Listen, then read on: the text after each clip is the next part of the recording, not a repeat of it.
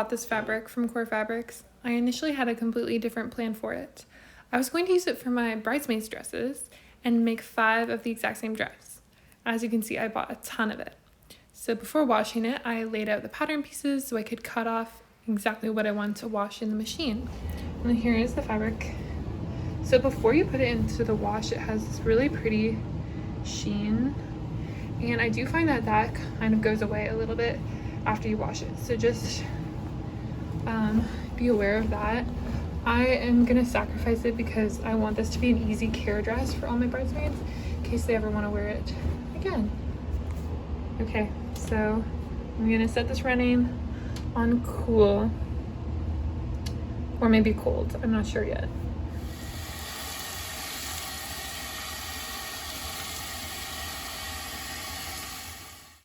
And this is how the fabric came out. As you can see, my plans were thwarted. There were these white marks all over the fabric. I didn't know what to do. I had already made one bridesmaid's dress at this point, and a similar thing happened, but not to this extent. So I could avoid it when I was cutting out the first dress. But now I had just wasted like 3 meters that I needed of this fabric, and Core Fabrics was sold out. I couldn't just go buy more. And I'd already made one dress that was clearly a different texture than the unwashed version of the fabric. I tried ironing it out and it didn't work. And it wasn't the amount of detergent I used, nor was it the way I washed it, because I followed exactly the care instructions on the card. So I had to pivot.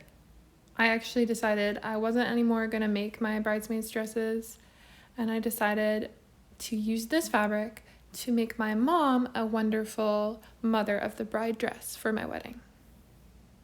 So I wanted to be really careful with the fabric. I took a chunk of it and I measured it. Made sure I measured the length and the width. Then I hand washed it the way I was planning to hand wash the rest of the fabric. I used this gentle shampoo from Lemonwood. After air drying the fabric, I examined it and there were no white marks, and it actually kept a lot of its sheen. So I proceeded to wash the rest of my fabric, and this was a giant chunk of fabric, as you can see. Luckily, we had a big bathtub. I got kind of nervous as I was doing this because even though it was completely submerged and seemed to be completely saturated with the water, there were these splotches that didn't appear to be the same color. Maybe they weren't getting wet. I'm happy to report, though, that after about 10 minutes of soaking time, all of the splotches did go away. So it must have just been uneven soaking of the water. And you can see how much dye was left in the water afterwards. Then I let it dry. Luckily, the loom, my mom's loom, was really helpful to hang it up on. And then I ironed it, and that definitely took a long time. I think I was ironing for at least an hour. But I'm really happy I did it, because then I was able to roll it onto, I think this was just a cardboard tube for like gift wrap. I was able to roll it onto that, so it was a lot more manageable to deal with. Also a lot easier to store. Here is the piece of the lining fabric that was ruined. And I just said the lining fabric because I didn't want to waste this fabric. I decided to use it for the lining. And you can see a side-by-side here of the fabric that I hand washed versus the fabric that I machine washed according to their care instructions. At this moment on the website, there's only 4.5 meters left of this color in the same fabric. So if you are going to be the lucky customer to buy it, make sure you hand wash. You'll be so much happier with the result. Word of caution, paneled midi dresses have many pattern pieces and they're all very long. So I would get this pattern printed. I cut them apart, and then it was time to start on my muslin, using just regular cotton muslin for this step. I recorded that I used about 2.5 meters of muslin fabric, but I think it was more like 3 in the end, and I made the shorter length of it to save fabric. And this was the first iteration of it on my mom, and we were pretty happy with it right off the bat. We decided to make a few changes. The biggest one was with I didn't like how the shoulder straps were kind of cutting into her, so I played around with how to get them to lay better. I don't really think I came up with a great solution.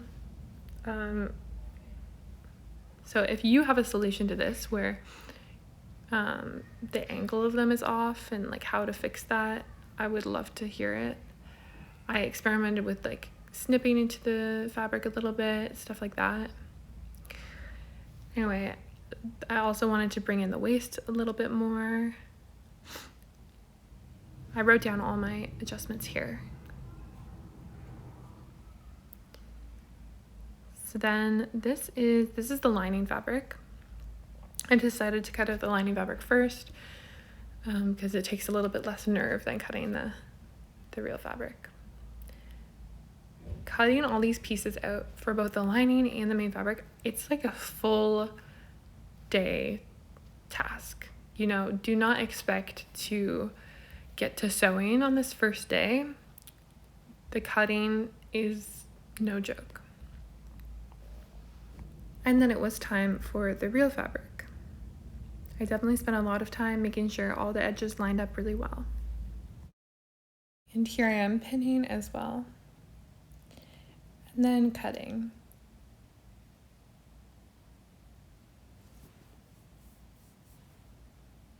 Here I was a little nervous because I accidentally cut this one a little bit smaller than my pattern piece. So my fingers were crossed that it would still work out. It's also very important to make sure your grain line is parallel to the selvages. I was luckily able to get two pieces kind of reversed like this, so I wasted a little bit less fabric. But there is still a good amount of fabric wastage in this pattern. You end up with a lot of these like weird triangle shapes that are hard to use in future projects. For the interfacing, I used, this is 5/8 of an inch interfacing and then 2-inch interfacing that I believe I cut to 1 1/4 inch wide. From there I could apply it, and I of course used a press cloth. I want to get a new press cloth because this one is like little weirdly shaped and too small. Anyway, so I applied all the interfacing onto the edges of the pieces, and then I replaced my needle in my sewing machine with an 80 size, and here's my thread. And now here the sewing starts, and the first step of this pattern is basically to attach all the panels together. So it's kind of tedious but kind of relaxing. A lot of pinning, a lot of sewing, and also because this dress is paneled and like the lining doesn't sit completely, like it hangs away from the main fabric, especially on the skirt, you do need to finish your seam. So I used zigzag. I guess if your fabric doesn't fray much, you don't have to do this, but for me, this fabric, I know how it is, and so I decided to do that. So here were my first 2 panels sewn together. From here, I added another panel on each side. And then the next step was to finish the edges of this center seam here and the side seams. So zigzag all of those sides I just pointed to. This is because these are the seams that are going to be pressed open, so you want to have both of the sides finished.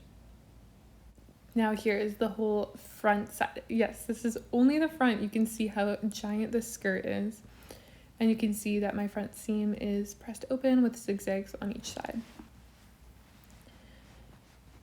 Versus the other seams are just zigzags together and pressed to one side. Next, it was more and more sewing. So I believe here I'm starting on the back pieces and basically just repeating the same process to the back pieces. This pattern has you insert the zipper before you join the front and backs together. So that was new for me. And do note that the seam allowance for the back seam where the zipper is larger. I think it's 3/4 of an inch, 3/4 of an inch, something like that.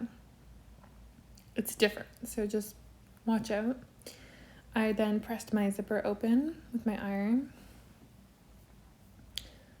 It's a pretty long zipper. and then I inserted it. I always get a little bit of those horizontal lines where I insert my zipper. I think it's getting better. I don't know. I'm pretty happy with this. It usually becomes more and more smooth as I press it. And now you think you've achieved something, but now you've got to do all of those steps again with the lining. So it's very labor intensive. And you go through a lot of thread. So there's the linings. I was using both a silky cotton poplin and the messed up version of the lyocell. From here, it was time to put the pieces together, and you put them together at the neckline first. So you pin all around there, and so. And then you trim the seam and snip into it as well. Do some clips.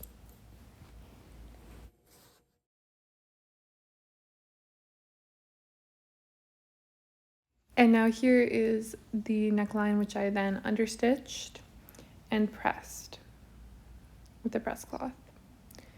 Oh, it looks so clean and pretty. For the next step, they had you lay the straps on top of each other and trim off any excess from where the lining extended. So I did that. And then you put the lining and the main fabric straps right sides together and sew them. And you get these little tubes that you have to turn right side out. I kind of shook it to help and used my fingers. And then you get this strap, but it is unfinished on one end. And we'll talk about that later. From here, it's time to attach the lining to the zipper, the back seam. So you kind of fold it across the top where you understitched and fold it right sides together and then stitch it. And now you have a lovely finished zipper on both the right side and the lining side. There is a little hole under on the lining side, but that's fine. And now it's finally time to put the front and the back together. You start with doing the straps. You only pin the right or the main fabric right sides together. You leave out the lining fabric. You stitch it, and then you are able to kind of pull those seam allowances under the lining fabric, which you did not stitch. Now you can probably tell that I had some issues with the front and the back strap matching in width. That's all my fault. It's to do with the alterations I did, I guess. I thought it was even, but I guess not. So as I was kind of pinning it, I was able to shift it around and make it look as even as I could. Then you hand sew the lining sides together, and you've got a beautifully finished strap. From here, the side seams, the long-awaited side seams. So you pinion those together. It feels so good because you've got like a almost finished front and an almost finished back, and you're finally putting them together, and you're gonna be able to try it on really soon. And here it is, all pinned up. And voila! Now you've got to match up the seams from the lining and the main fabric. Use pins to line them up. Then you go in between the two layers. This is a little confusing to explain. I hope my visual helps. You go over here and pinch the lining and the main fabric seam allowances together. So what you're doing is you're stitching them together so they don't shift around. But this line of stitching, you can see my straight line of stitching by the zigzag here. This is not going to be showing. It's not the seam because it's in between the zigzag and the seam. So you don't really have to worry too much about it. Then I decided to stitch in the ditch in the center bust seam here because mine was flipping up a little bit even with the understitching. So I just made sure the seams lined up, and then I stitched very, very carefully in the ditch, and you can't even tell, and it definitely helped a lot to make sure that the lining wasn't peeking up.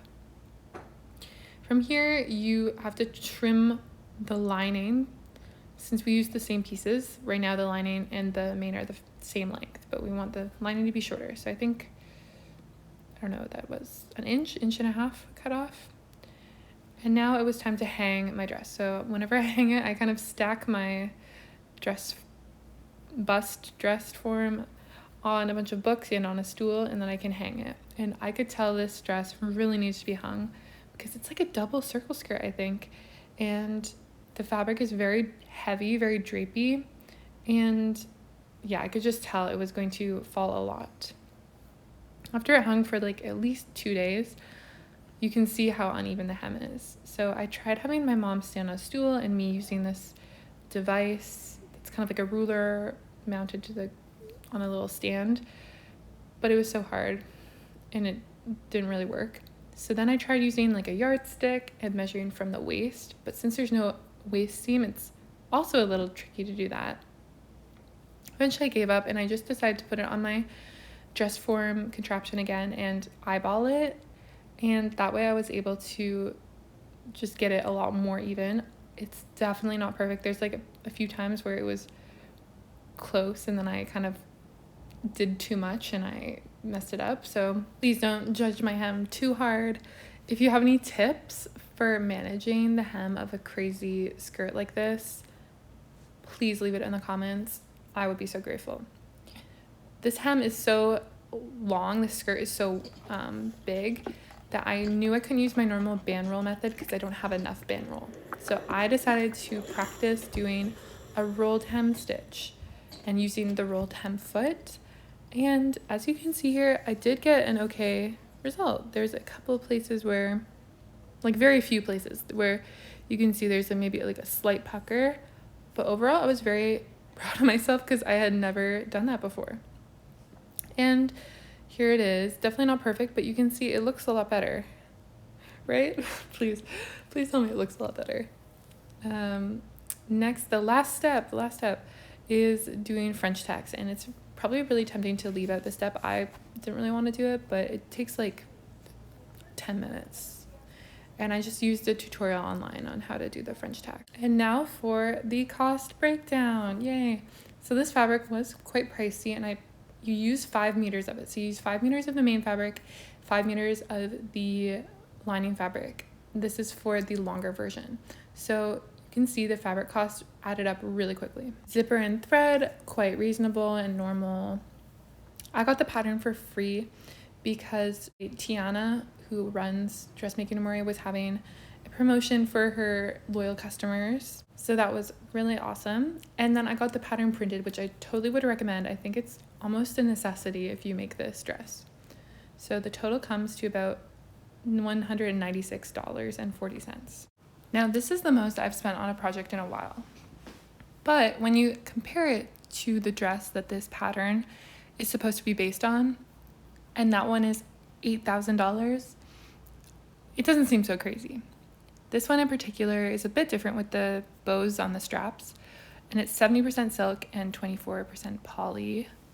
And then here's another dress, almost $5,000 from Alaska to Renta, similar neckline, similar shape, smaller skirt, and this one's 100% polyester.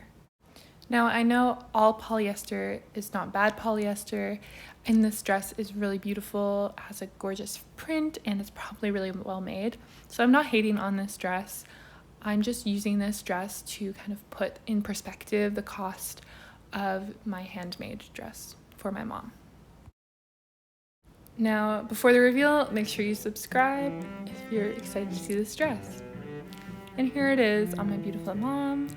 I loved how the fabric draped, and the swooshy skirt was so twirly and luxurious. You really can't find something like this in a usual ready-to-wear store.